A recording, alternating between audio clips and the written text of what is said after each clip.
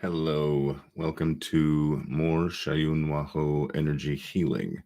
It's always interesting for me when I enter a period like this in my own personal practice. I've always tried so many things in my own personal practice. I'm going to focus on this now, I'm going to focus on that now. And I've always given myself a very hard time when I don't stick to something. And yet I've done this stuff for so long at this point that I realize I'm actually in harmony with certain principles, certain goals or themes that I need to be hitting throughout the year, and that eventually I tend to do all of the things that I need to be hitting in my own practice. And eventually it always comes back around to unification or unity consciousness and to oneness. This is not necessarily the sort of like utopian ideal of everybody's, equal and the same or whatever. That might be like a sociological or social aspect of that type of consciousness. That would be great, but that's not exactly what I'm thinking about.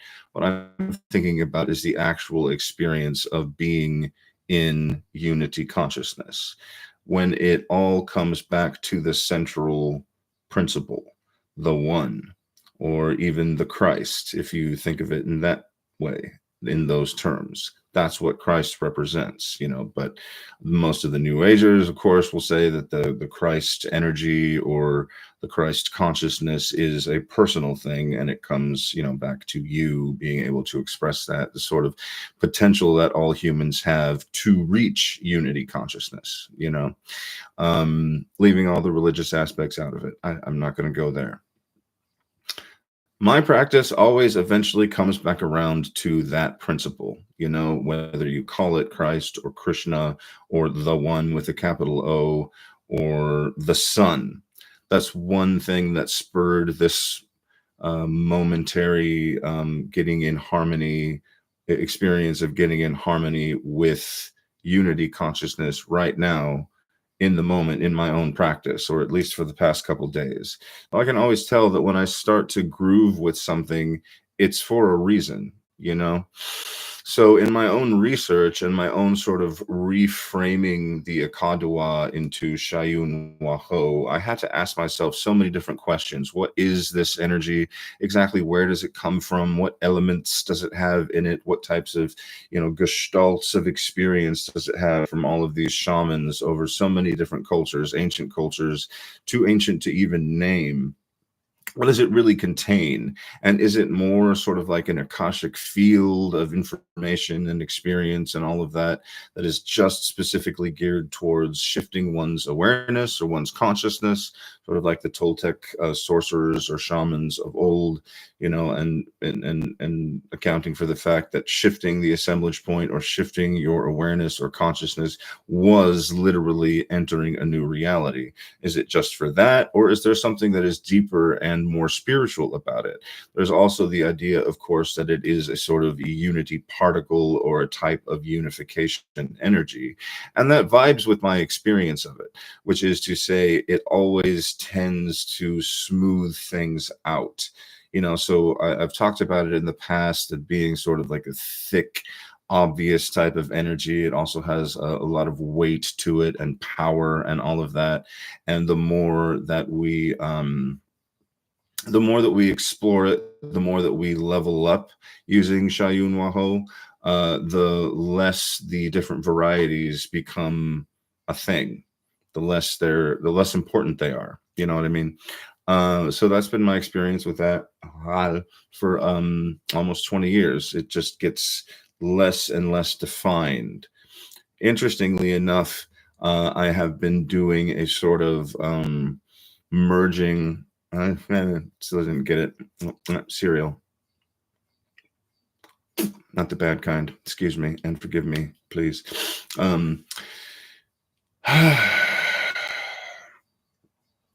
I've been overlaying a map of the Xayun Waho energies 9-scale model.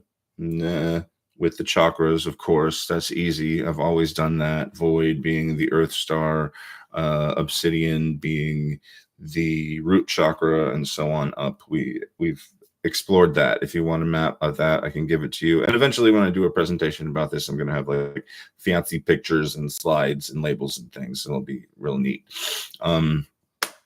With the chakras, obviously, but also thinking in a more like three and even maybe even no, just third dimensional model, lining it up with the bagua, because the bagua is also 8, literally means 8 trigrams, and you have those all around you in a circle.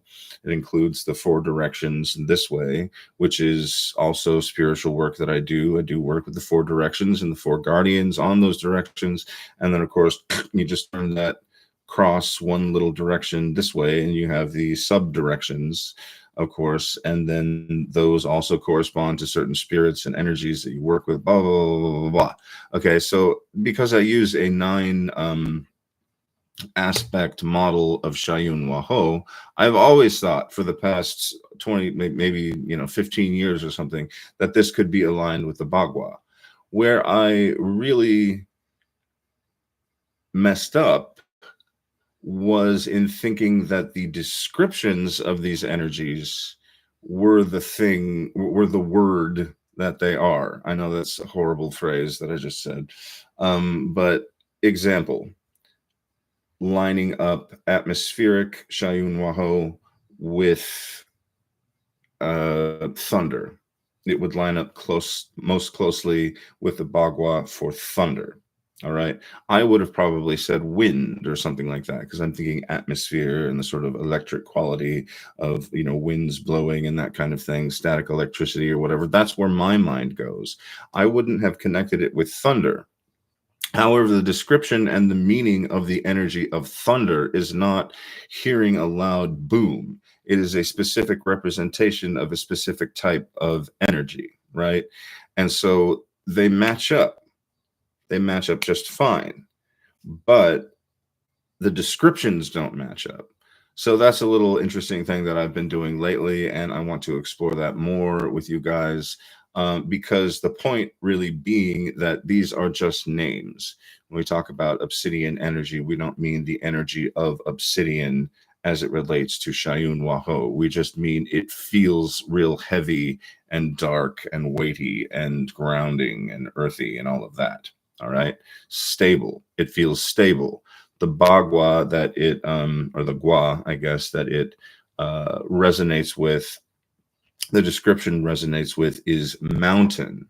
See, I always would have thought, okay, it's obsidian. We're thinking that. We're thinking earth. So does it match up with the earth one? No. Interestingly enough, the one that lines up with the earth bagua, the gua is pure yin. What is pure yin?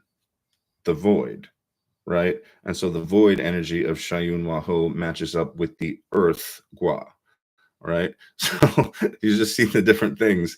And I really believe, I feel, or I intuitively know, if you want to think of it that way, that these are the same models. I'm not saying that the energy of Xayun Waho, or what I used to call the Akadua, is the same energy, but it is dealing with the same energies. It is seeking to unify these energies.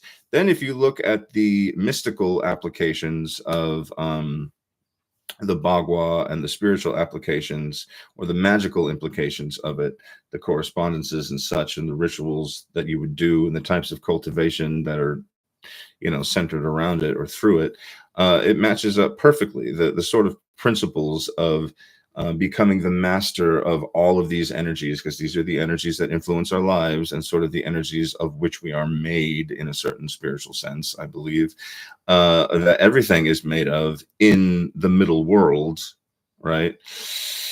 And not just becoming the master of those, as in like letting certain ones in and not letting certain ones in and blah, blah, blah, blah, blah, but unifying all of those energies into a spiritual whole. So magically controlling all of those energies, and then being able to cultivate them all together into a unified whole. So in that sense, it probably gets into like Nadon and the golden elixir and all that kind of stuff. Yeah, so that's what's been on my mind lately. Really interesting. And the other point also being that unification or unity consciousness is the point of everything, right? Then, of course, I've got, I like how this is not a healing thing. I'm coming on here to like demonstrate different energies and whatnot, but this is just where my mind has been going. It's more like a ranty post. I will get there eventually. The other thing is I've been reading all of this stuff and listening to podcasts and having all these synchronicities come around it of unification energy, and oneness really being the point, and talking about, I think it was Casey's description of Atlantis and how there were the followers of the law of one, or whatever, the brothers of the one, and then there were the sons of Belial, who are into the materialism and the, just power and control and all of that. And really, it is an apt description for the things that we see, because the more, we just kind of perennialize all of our spiritual thinking and say that all roads lead to God or to enlightenment, or however you want to think of it, while in some sense that is kind of woo-woo and just like not really committing to anything. In another sense, it is true. We are realizing the perennial truths of all religions and spiritualities. And if you can do that, then you reach a certain point of unification. So it's just a different perspective. It's just a different point of observation. It is a different aspect that can lead you to the same ultimate goal, which is unity consciousness. And I think that's what people really need to experience these days. Also, you notice that for this session, I'm done with the talking. Well, mostly. I'm not playing any music because I have a really great camera now and a really great microphone. And I think that just trying to play music in the background messes everything up. Eventually, I will get to the point where I can do my own. I have royalty-free music, and that's all wonderful and lovely and everything. But I still have to figure out OBS and all of that nonsense. So I love you guys. This is about using Xayun Waho for the ultimate unification energy. The reason, or the way that I found this, also, I was down a lot of rabbit holes lately, but the other train of thought was the solar aspect or type of Xayun Waho energy being associated with the heart center. That is literally the center of everything. That is the sun. The point, again, it being a poetic description of the type of consciousness or energy that Xayun Waho represents in its center, can be characterized as solar. That doesn't mean it is solar energy. It is the central energy. It is the unity energy. So when I'm talking Xayun Waho terms and I say solar energy, I don't mean the sun. It is a sort of metaphor for the centrally unified force, the unifying force of Xayun Waho. So that's much deeper, much more spiritual, if you want to think of it that way, like more high spirit kind of stuff than I was usually professing with the Akadua, because I was just thinking of it in terms of sort of elemental energies in a way. And I do believe that it's very connected to earth energies and solar energies and lunar energies. It's all in there, and that might be more what it consists of. How do we get this energy in the first place? How do we form it? How do we cultivate it and then pass it on to other people? That's, I think, how it originally was cultivated and formed. But the spiritual aspects of it are to a unification of being, a unification of consciousness, unification of awareness, unification of experience, because it is very difficult for us to remain completely conscious while we are moving our physical bodies and doing all of this stuff. It's very difficult. So the Xayun Waho energy can, again, smooth out those experiences. It slows things down. It makes us more aware. It makes subtle energy feel a lot more real. Okay, so that's good stuff. All right. What we're going to do is our usual personal protections, but I'm going to do it in a different way, and then we're going to go straight into the heart, the solar aspect, which again is the central unifying aspect of Xayun Waho, and in a grander spiritual sense. You will experience it the way you experience it and what you need to experience at the time. Generally, it is warm and bright and, you know, lightly nourishing and soothing to the body, right? Very good for emotional stability and that kind of thing. I believe, if I'm not mistaken, that this event is titled Wounds. This does relate because when you're talking about unity consciousness or oneness or whatever, that is everything. So it relates to everything, right? Yeah, I know it's a cop out. I totally agree. But I think the title to this particular healing event, is Wounds, and I did want to talk about emotional wounds. That's the first thing that came up for me, but I'm probably going to retitle it, you know, Unity Consciousness or something like that. However, whatever wounds are most raw for us right now or need to be processed for us right now, that's the type of stuff that will be healed by this Unity Consciousness energy.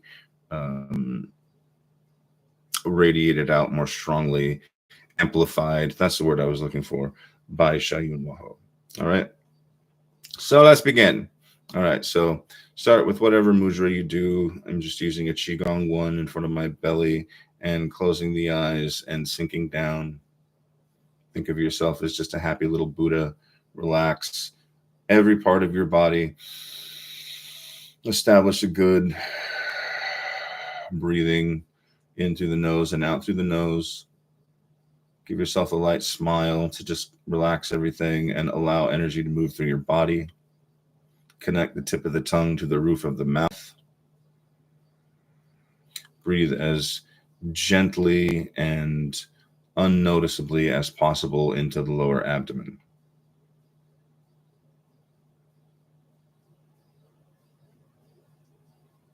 Straight back, feet planted firmly on the ground, shoulders down in order to push the chest out. We do that. That is a sort of secret. Pull the shoulders down and it'll puff your chest out a little bit. Doesn't need to be tight and tense, but it helps you get the right posture.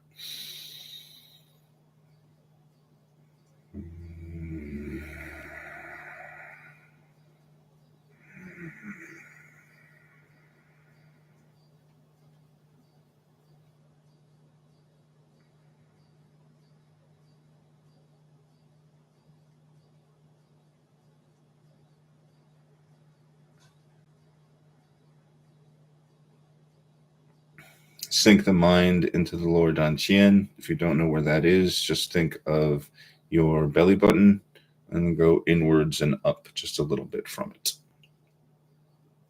And it's just about the size of a fist is the general area you want to think. It's not a point, you know, don't try to get into the middle of it, just this general area where energy coalesces.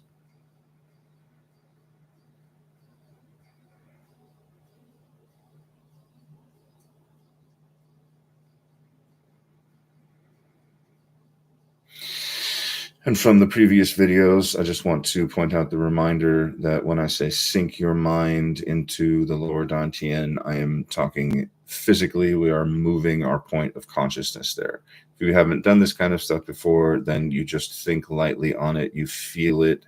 You breathe still low and slow and smoothly as possible, just like before. And eventually it will start to move there if you're not used to moving things already. Again, still with a light smile.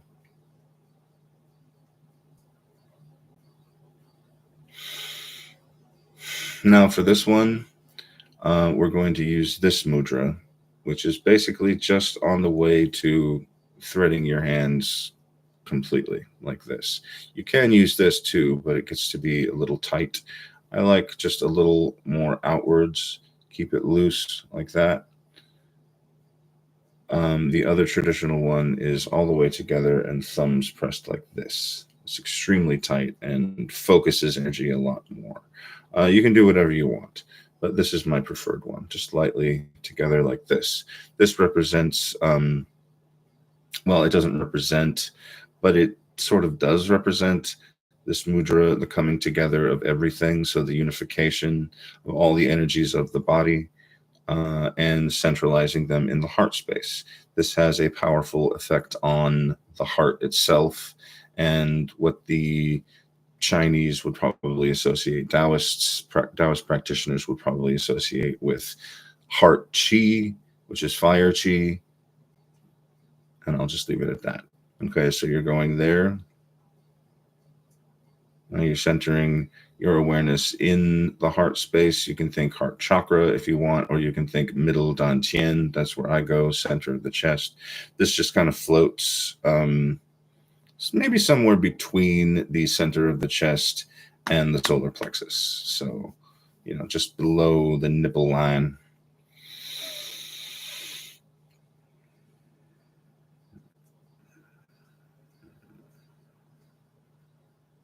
And again, physically moving your point of consciousness. And you'll hear me start to talk about the assemblage point more. This is less, New Ager. This is less Neidan, Neigong, and it is more shamanic in nature. It really is the coalescence of all of our senses of perception at one time. So again, unifying the consciousness. And it is split apart, I should say, because of this type of existence that we're in. Another one that comes back to unity consciousness is literally original spirit, the concept in Taoism, which is your unified consciousness. That is also the Christ principle, all right? It's all of these things. That's why it's unification consciousness, all right? But it is one principle, all right? So we're just centering their middle dantian.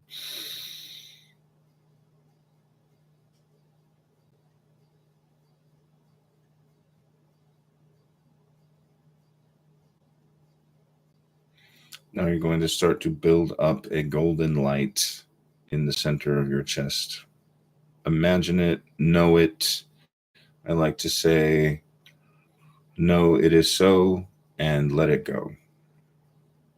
The smile helps. I know it sounds silly, but it does.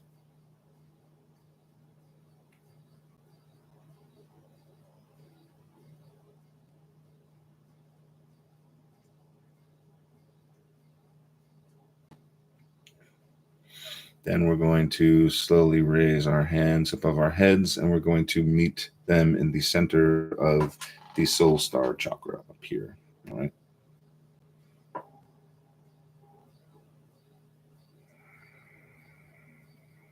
This is us starting the sort of luminous egg exercise. Actually, don't touch them. Keep it kind of wide. Now we're centering our consciousness in the soul star chakra, which is above the head.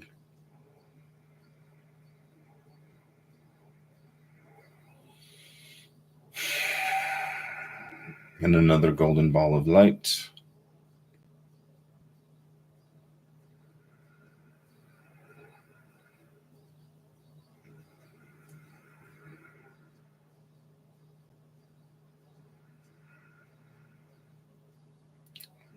Now pull a sheath of golden energy slowly out, down, and around your field. Keep the tip of the tongue connected to the roof of the mouth. Just smile, know it is so, and then let it go. Some parts of it you might have, feel like slowing down, like you're struggling. Just be gentle with it. Continue to breathe smoothly till you get all the way down. And then again, sort of maintaining the shape of the egg or the field that you're outlining. Just going to let your hands hang in that sort of open, semi-tense state. So you're not just completely limp, and you're not like this. You're not pointing down. You're just kind of like that. Now you're pointing towards and connecting with the Earth Star chakra, connecting that sheath, that golden sheath around you, the luminous egg, the luminous energy field, to the Earth Star chakra. And another golden ball of light. What did you expect?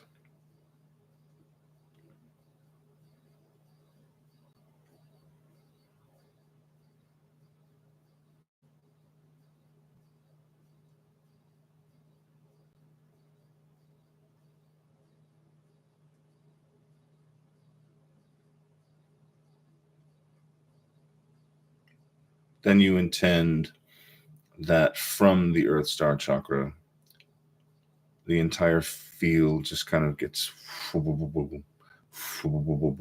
with that same golden energy, and it's just filling up. All right. So continue to center your consciousness in the Earth Star chakra with that golden light and allow it to start activating upwards and filling up the luminous energy field. You have to have the intention that this happens. So I gave you the sound effect and the visualization, I suppose, the image, but you're just supposed to intend that this is what is going to occur. You might need to take more time just solely concentrating on the Earth Star chakra and building up that golden light. It's a lot denser. It's very, in the void.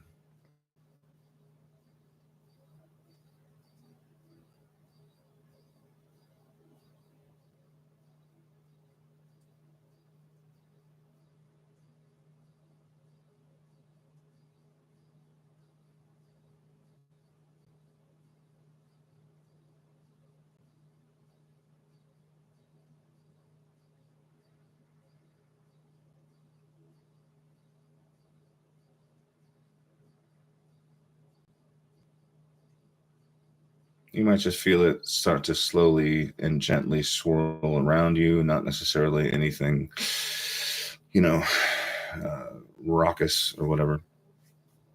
And then eventually, when we feel like our entire field has been flooded with golden energy from both points, then we're going to come back to the initial mudra. And again, center in the center. And continue pulsing out that light and filling the sphere or the egg around you.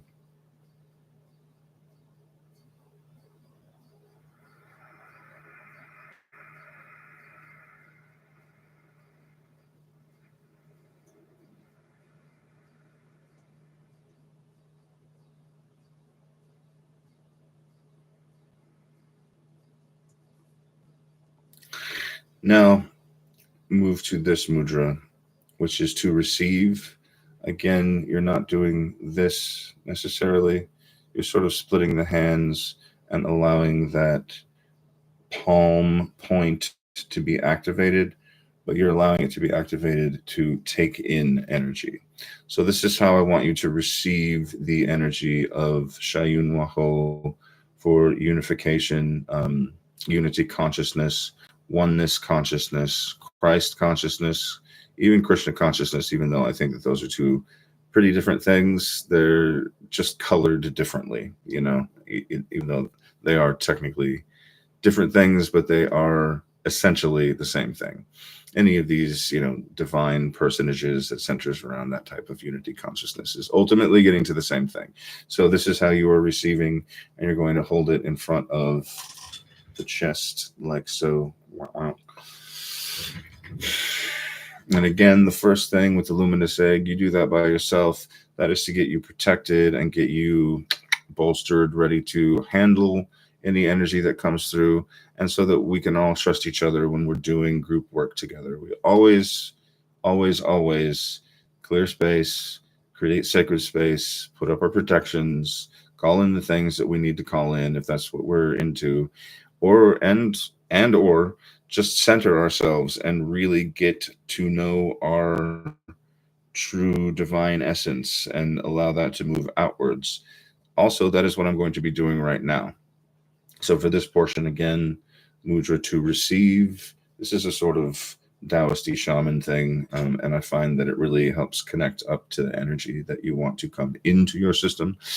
So intend to receive, again, tongue, tip of the roof of the mouth, and a little bit of a smile opens the crown chakra and allows energy to come in.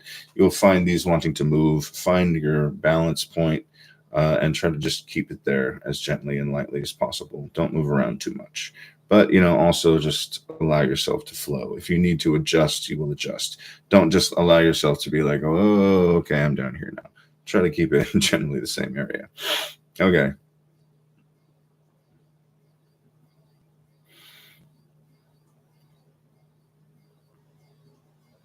You can hold two intentions at once or flip-flop between the other.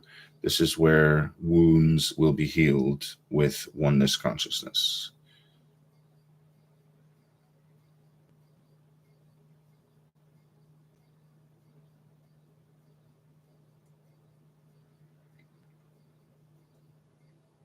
In some ways, it's almost like a form of a deeksha at this point.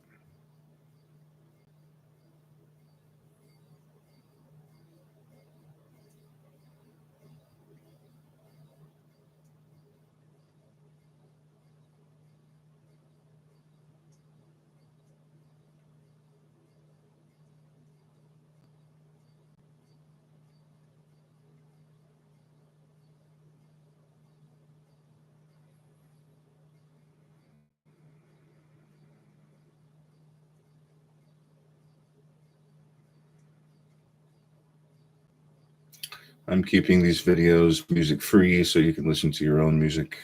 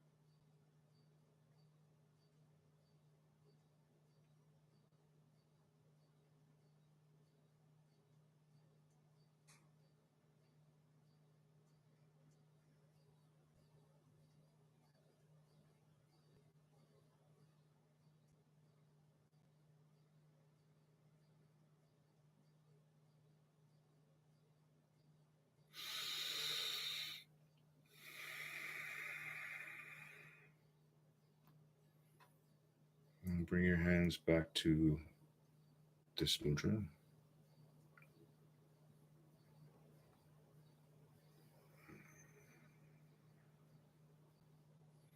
Center in the heart again.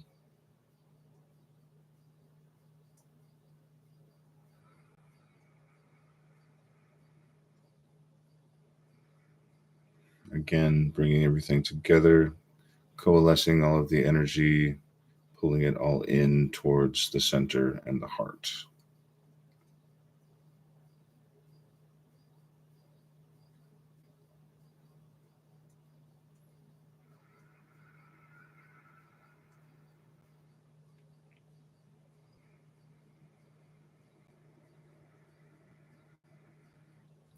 Then when you're ready, you can go down to the lower dantian.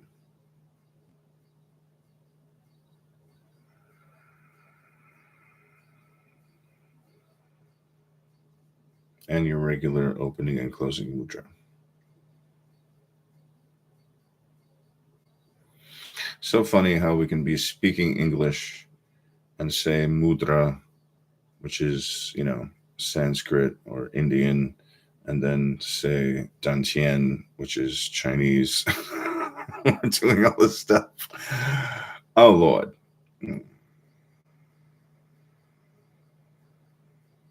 There it is, though. That's really the point.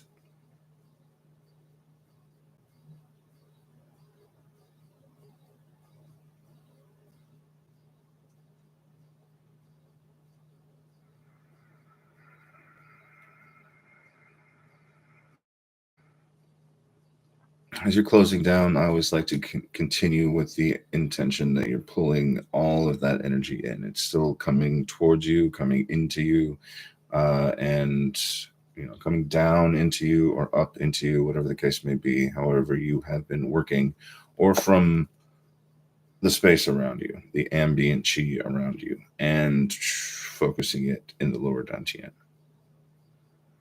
Always, always, always start with centering. Always, always, always end with centering, whether it's here or down here in the gut. Solar plexus is fine, heart is fine. A lot of people like me who can get very nervous and anxious and excited and have,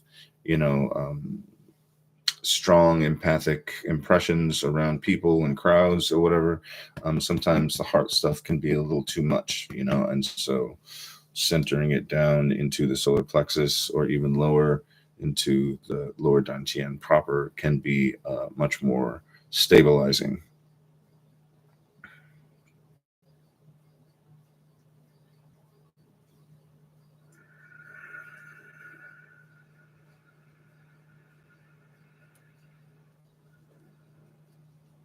And in all of your Taoist practices, everything always comes back down to the lower dantian. I mean, like you go all the way up and then you come back down, and that's really how you get the physical changes. Okay, so I hope that was interesting.